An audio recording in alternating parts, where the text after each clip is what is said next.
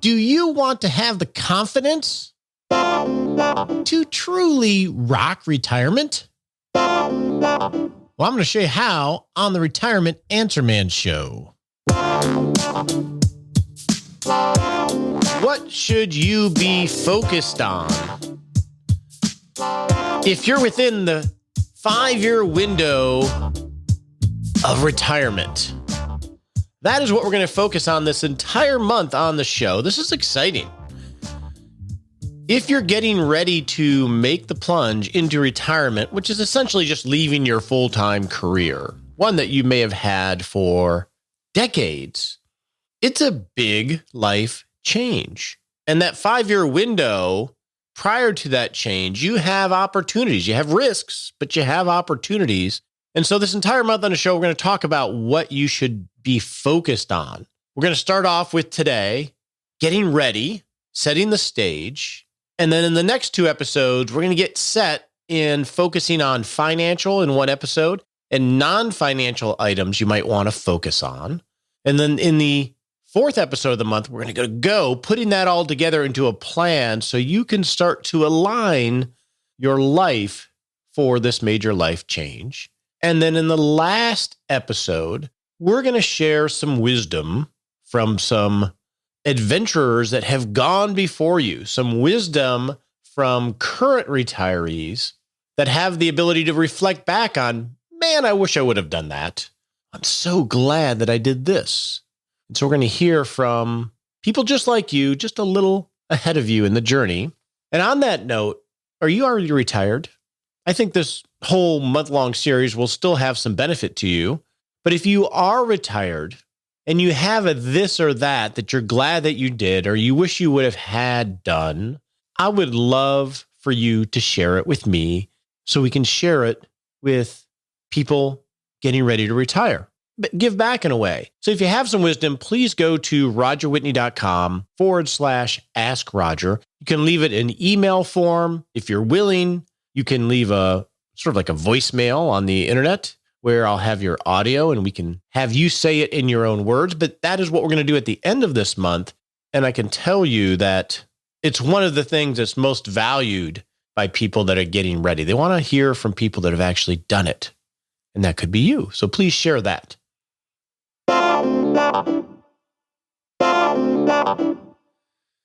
Quick mention on the Rock Retirement Club, our online community and full course on how to rock retirement.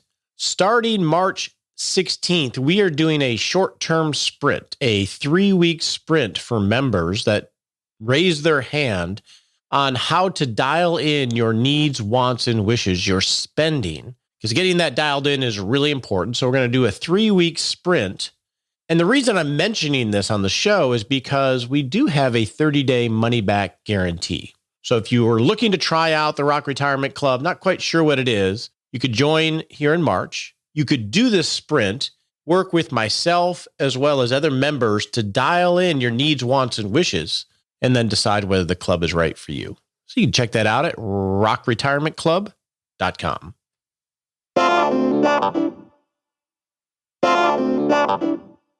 A number of years ago, I did a backpacking trip in the Grand Teton Mountains in Wyoming.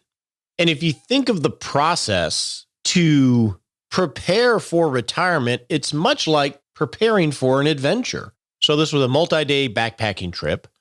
And so step one was, what do we had to do? We had to cast our vision for where we wanted to go, what we wanted our adventure to look like. We had to plan some of the logistics of the trip. We had to get permits. We had to align our flight to make sure we arrive at the destination. We had to assess where we were at equipment-wise. Obviously, the backpacks and the stoves and the water filters and all those types of things, the tools. But we also had to assess where we were physically for this journey. Luckily, I was in good shape back then, better than I am now. And we had to assess where we are mentally for the journey to be out in the woods for multiple days. And we had to assess the partner, because I went with one gentleman, and we had to make sure that we were jiving for this journey, that we wanted the same journey. And then once we put that into place, we had to acquire the things that we needed, the equipment and the training and the relational currency to make it all work. And then as we got closer to the day, we got there, we had to tie our shoes, we had to check our equipment, and then we looked at the first few steps that we had, the beginning of the journey, those steps right in front of you. But then we had to look up, out to the trail ahead to see what kind of ascents, what kind of conditions we were going to be dealing with because we were right there at the beginning of the trail. And in this case, when we did the Grand Tetons, they had a huge snowfall that winter, and this was in July that we did it. And at one point we had to cross the Continental Divide, and it became clear through talking to locals, people that knew the trails, had been there before, or were guides, that, they're like, hey, there's a lot of snow on this trail, even though it's beautiful out. So you're going to want gaiters. Those are those things that go up to your high ankles to keep your boots and your legs dry. You're going to want gaiters because of the conditions that you're entering on this adventure in. And you're going to want to rent an ice pick or an ice axe, because when you get to the Continental Divide, there's a rope where you can pull yourself up, but there's a lot of snow. So it's going to help you traverse that peak until you get to the other side. We didn't know that. It was July. I'm from Texas. Snow? Come on. So because of the conditions at the start of our journey, by consulting guides and people that had been on the trail, we were equipped to go on this trail. And then once we began, obviously the trail and our choices of routes changed, and we went on these little side hikes as opportunities presented themselves. Because we did all that pre-work, we were able to enjoy the journey. That is essentially what the 5 years before retirement is.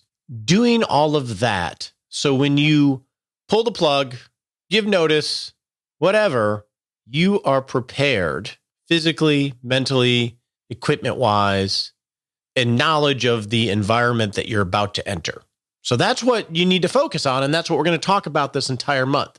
So here's the opportunity that you have within this 5 years of retirement. You're at the height of your superpower, your earnings, most likely. You're earning more money than you ever have.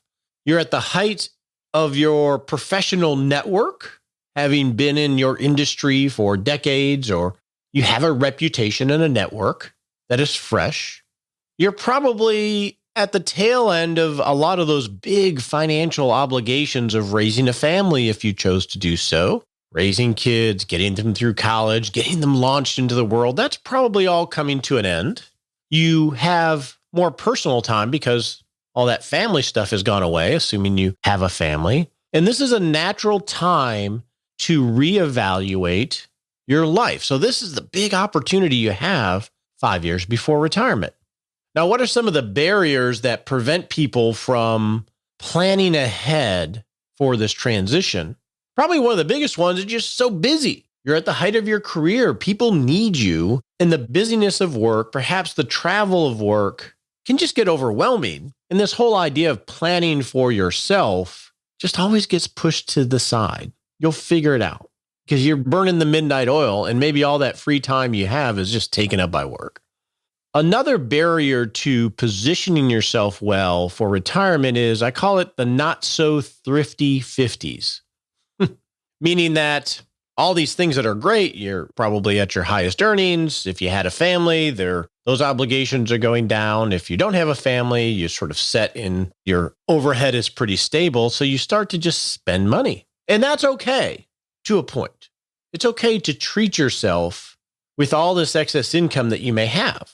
But what we don't want to do is to be unintentional about it, because it's easy to just sort of flit away all of this excess earnings that you have that could potentially buy you something you actually care about a lot more, which is not working so hard or having more go-go in those early years. It's easy to miss that opportunity. One of the other big barriers that I see is what I call building a financial cage. What is a financial cage? Those are obligations that you create for yourself that you end up having to serve.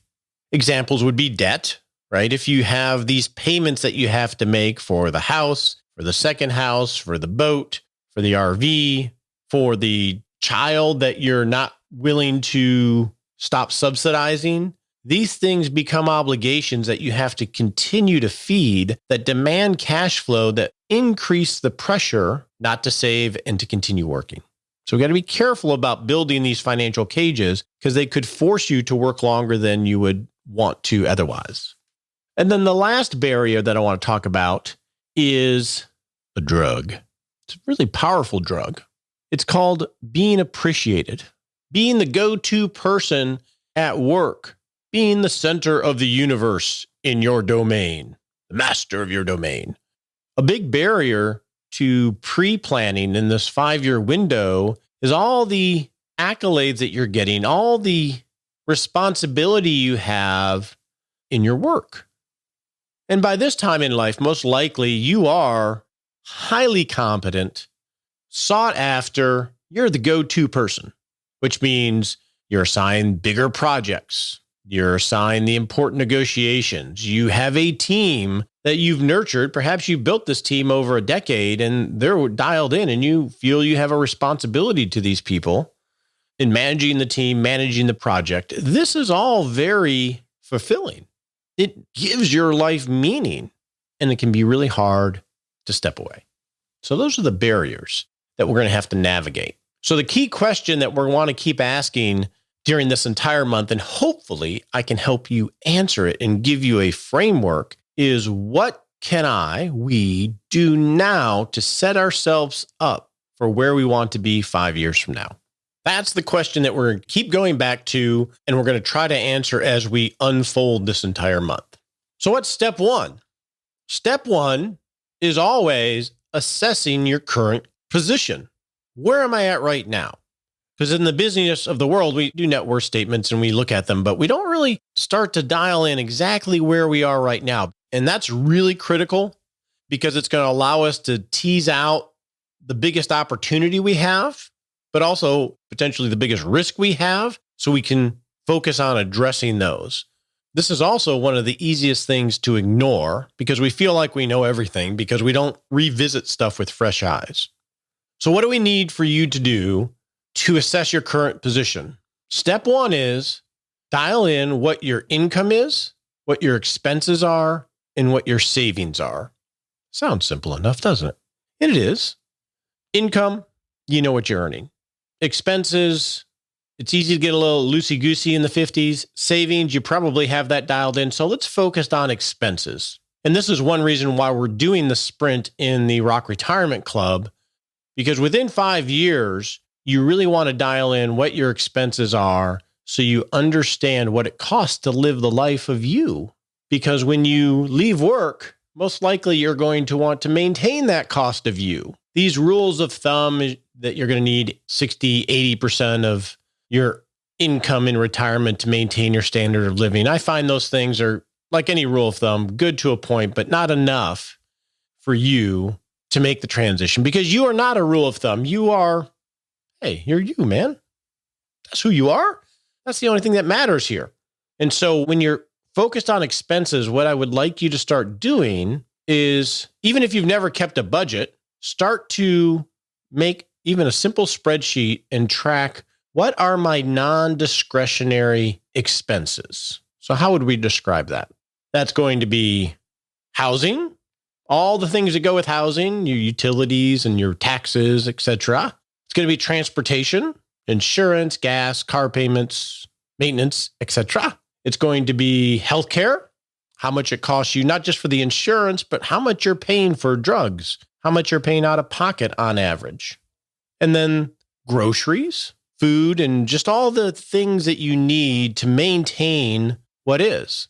My preference would be to add in some basic eating out, some basic travel, and make this non-discretionary need represent a good baseline life.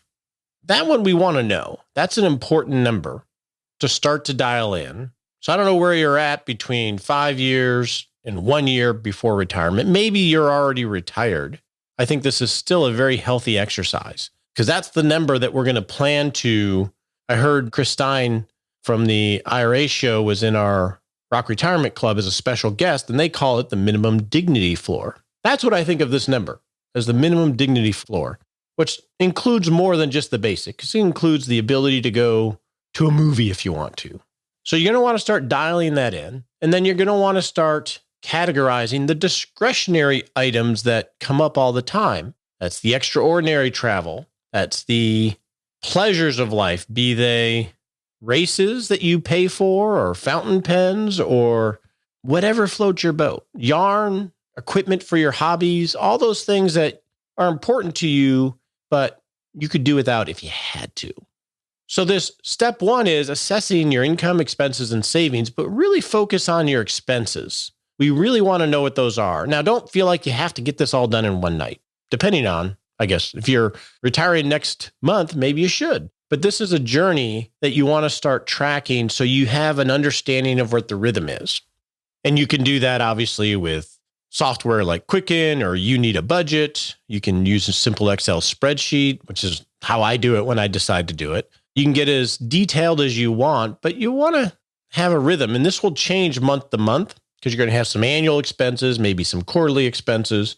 So my suggestion would be is just to start doing once a month to the level of detail that you're comfortable doing. The second thing that you need to know your current position is your net worth statement, which is essentially a list of all your assets and a list of all your liabilities. It really represents financially what you've held on to from all of the years of earnings that you've had, your savings, your investments, your 401k. And we have a net worth worksheet, and we have a expense worksheet that we will include in 6 Shot Saturday, which is our weekly summary email that we send to listeners. So if you don't have that, or you're not signed up for 6 Shot Saturday, you can do that at rogerwhitney.com. We'll send you 2 worksheets to get you started. You want to have that because this is going to be your dashboard for teasing out opportunities and risks. Work. You're going to want to assess where you're at work. Now, what do I mean by that? I'm working. I'll work until I retire. What I mean is, if you're a high achiever or if you've been in a company for a while, the mantra internally has always been to work to build your career. That means going the extra mile, burning the midnight oil. In modern day work, it means not having any boundaries. Hopefully you have some boundaries between work and your personal life. But what I have observed with those on this journey that you're on is that we continue to operate like we're growing our career until the day that we retire, or at least up until about 6 months before we retire, which is noble because that means going the extra mile all the time. There's a character in that. I'm going to do what needs to get done. But as you get towards retirement, it's less about building your career and making sure you're the yes person to everything, but it's less about that. And it's more about building some boundaries between you and work. I'm not telling you not to do your job. I'm not telling you not to do your job amazingly well. What I'm telling you is you've likely been in this career mindset where you're trying to grow your career, and that season is ending. And so it's important right now to assess how you are making decisions about work and boundaries between work and personal life so you can start to navigate that as you get closer to retirement. That will give you some free time to focus on your new season that's coming up, this adventure of rocking retirement, right? Another thing I want you to assess is your social life. If you were home for 2 weeks with no access to work, who would you call? Who would you go have coffee with? What would you talk about? These questions are good litmus tests of your social life. I'll use me as an example. I don't know. I have one local friend that I hang out with periodically. This is a deficiency in my part. As of now, I'm 54 and I'm planning on working for a very long period of time. A lot of my social network is intertwined with my professional pursuits, which is a lot of my why of doing this. This is what I'm supposed to be doing with my life. It's not just a career or a job. But if I couldn't talk or think about work and I had to call somebody, I'd have maybe 1 or 2 people. That's not good, is what I'm saying. I want you to assess that for yourself. That will help tease out, do you need to work on your social network so you can have things to talk about other than work. Have people to talk to that aren't associated with your work. And the last one I want to mention on assessing your current position that I want you to consider taking action on is your purpose. Again, if you had 2 weeks where you could not think or talk about work, what would you do each day? What would you do each day? Now, early retirement, I mean, that first quarter or two after you retire, it's actually pretty busy. You're doing all the honeydews, you're doing all the things that you had planned out. And so maybe your answer is some of those things that you have planned for when you have the time. But as you're noodling on this question, challenge yourself to think beyond that busyness phase when you hit those things. What are you going to do each day after all the honeydews are done, all the honeymoon trips are done? What are you going to do? Start thinking about that. Next week, we're going to get set and focus on what should you be doing between now and retirement in the financial realm. For that, let's go get to listener questions for today.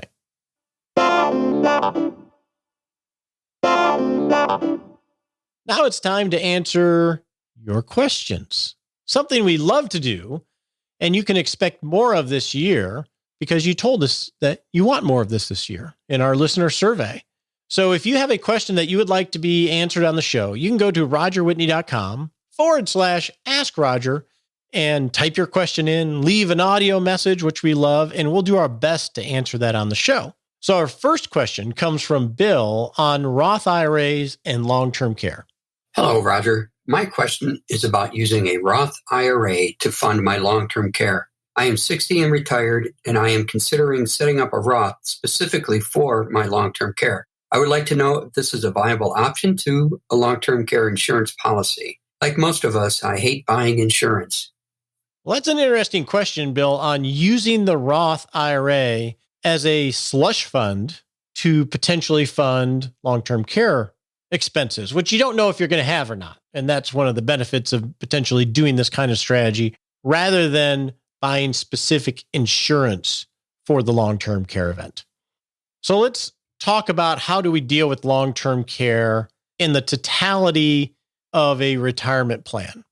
You always start at the beginning with the process and you map out your needs, wants, and wishes, match them to your resources to find out how funded you are for your ideal retirement and for your adequate retirement.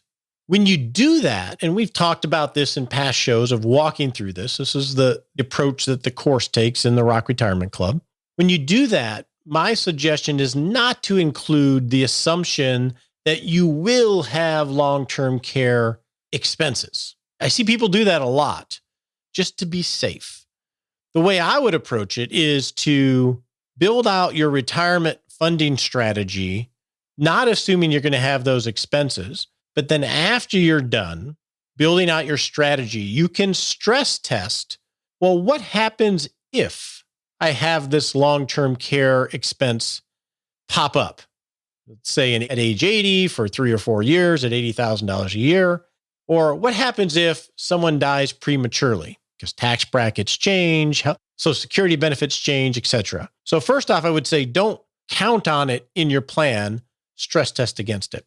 Now, to your question, I'm going to assume that you've done all that and you feel like you have some excess money and you're like, hey, rather than buy long-term care insurance and pay the premium, why not just contribute money to a Roth IRA and allow that to grow over time? And then if I do have long-term care expenses, that money will be available. So what are some of the pros and cons of that? Well, first off, Bill, I think one of the big cons of that strategy is unless you have enough money initially in that slush fund to cover long-term care expense, if you have a long-term care expense earlier than anticipated, you're not going to have the funds to cover it. One of the benefits of traditional insurance is the leverage that it gives you. That's essentially what insurance is. When you pay your premiums, if you have a long-term care event the next week, you get the full benefit of the outlined coverage of the insurance. Whereas you're stating that you're going to start a Roth IRA today at age 60, which makes it sound like you don't have a Roth IRA, and then start contributing to the Roth IRA. That means you may only have $6,000 or $7,000 in it the first year, and it's going to take a while for you to build up your contributions. Plus, it's going to potentially take a long time for that money to grow. So it won't protect you on the short end of it. So I see that as an issue. The other issue is you have to have earned income to contribute to a Roth IRA. So you may not be able to get enough money in there starting at age 60 if you're not earning money. You stated that you were retired. But if you do your overall retirement plan, you know that you have some excess capital and you say, I'm going to dedicate this excess capital or a portion of it, whether it's in a Roth IRA, a traditional IRA, or after-tax assets, I'm going to dedicate this portion of my excess capital to potential long-term care expenses. Then I can see it working a little bit more effectively because you, in theory, would estimate how much you need to have in there today to cover expenses. So a lot of this is going to be determined, Bill, by how overfunded your plan is and whether you can truly self-insure. Because if you can self-insure, let's say you had this long-term care event in a week, then you've already done the analysis and stress test of, hey, if this happens tomorrow, it's going to hurt financially, but myself and my spouse are still going to be okay because we have these excess funds beyond what we need to fund our normal life. I think where the issue comes into play is if you don't have the excess capital and you're hoping to build up this slush fund over a period of years, the risks there are going to be one, that the long-term care event happens early when you don't have the money built up yet, or two, you don't get the growth that you're assuming for it to reach the level that you need. So I think that's how I would think about working through this question. So our next question comes from Dan, again on Roth IRAs, but this time in reference to the 5-year rule. Hello, Roger. I have heard two different answers to a Roth rule, and I need you to clarify. I have had a Roth IRA for 10 years. So from an account perspective, I meet the Roth 5-year rule to be able to take out distributions tax-free. Today, I made a Roth conversion from a traditional IRA into my 10-year-old Roth IRA. Does the clock begin today on this amount of money deposited and I need to track each Roth conversion? Or do the internet pundits presume that we are opening a brand new Roth when we do the conversion and fail to tell us their underlying presumptions? Thanks, Roger. Yes, the 5-year rule can be very confusing. So the answer to your question, Dan, is that when you do a Roth conversion, which is essentially taking money from IRA pre-tax assets and converting them to Roth assets and paying your income tax up front, when you do a Roth conversion, each conversion you do has its own 5-year time period. Doesn't matter that you've had a 10-year Roth with contributions. So every single conversion is going to need to be tracked separately. And when you take withdrawals from conversion amounts, they are deemed to be withdrawn on a first in, first out basis, meaning the first dollars that go in are the first dollars that are coming out. So unfortunately, you're going to need to track every single conversion from a 5-year rule perspective. Our next question comes from Tony on health savings accounts. He wants to know if it makes sense to start a health savings account if I'm 60 years old.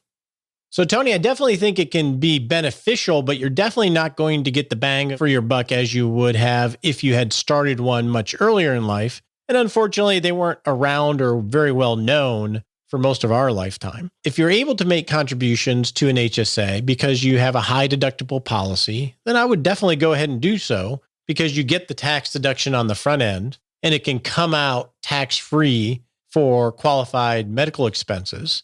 And you don't need to have taxable income to make an HSA contribution.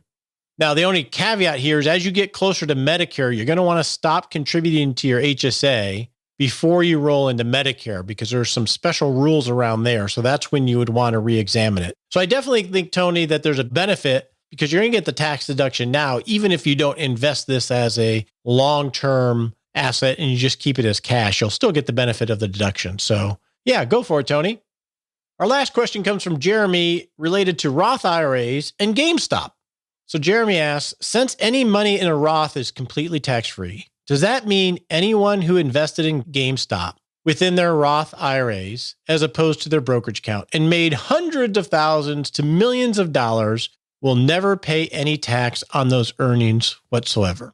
Great question, Jeremy. So if you're not familiar with what he's talking about, and no worry if you're not, there was this little sideshow that happened over the last month or two where this internet site crowdsourced all its users, or some posters there did, to buy the stock of a company called GameStop, which is just a retailer of video games. Some of this had to do with, there are a lot of institutional investors that were betting the stock was going to go down. So they had done something called shorting the stock. And so some of it was trying to stick it to these people betting the stock that was going to go down, that the stock was going to go down. But in effect, what happened when all of these social media users started buying GameStop, it drove the stock up to astronomical heights, well beyond justifying the value of the company. And some of them literally made hundreds of thousands or millions of dollars, as Jeremy said. And the stock has since come down, and I don't know what's going on now. But anyway, it was this very speculative frenzy that went on around GameStop for a period of time. And Jeremy's asking, well, if people did that, but they did it in their Roth IRA and ended up making millions, does that mean they're never going to pay taxes on it? Yeah, Jeremy, it does. Any of the gains or losses you have in a Roth IRA are tax-free. You don't get to deduct the losses, and you don't have to pay tax on the gains. It's one of the beauties as a long-term investment of a Roth. So, yep, they got that money tax-free if they got out in time. So with that, let's get on to our Smart Sprint for the week. On your marks, get set.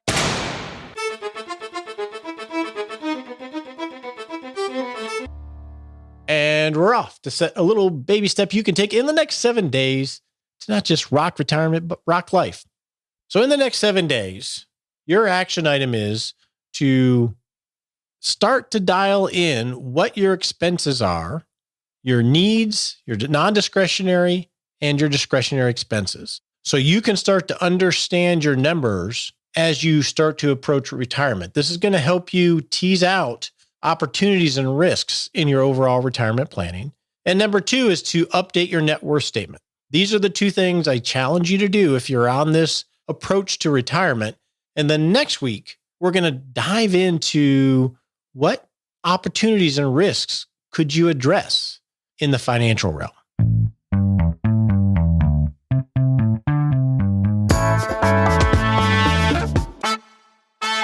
So excited for March. I hope you are too. It's getting warmer out now here in Texas. We're recovering from Snowmageddon, although my pool is still shot. I need to find a good pool guy. I hope you have a wonderful day, and we'll see you next week.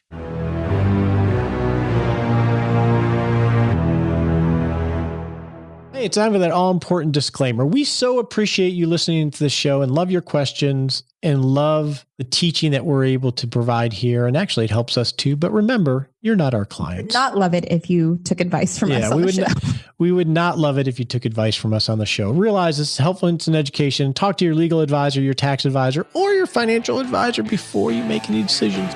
We appreciate you joining us today for this episode of Retirement Answer Man. Be sure to visit rogerwhitney.com/answers to access the Retirement Answer Library with over 30 checklists to help you make the most of the only life you have. Remember, you have more power than you realize to create an amazing life starting today with Retirement Answer Man. The opinions voiced in this material are for general information only and are not intended to provide specific advice or recommendations for any individual. All performance referenced is historical and no guarantee of future results. All indices are unmanaged and may not be invested into directly. Have a wonderful day.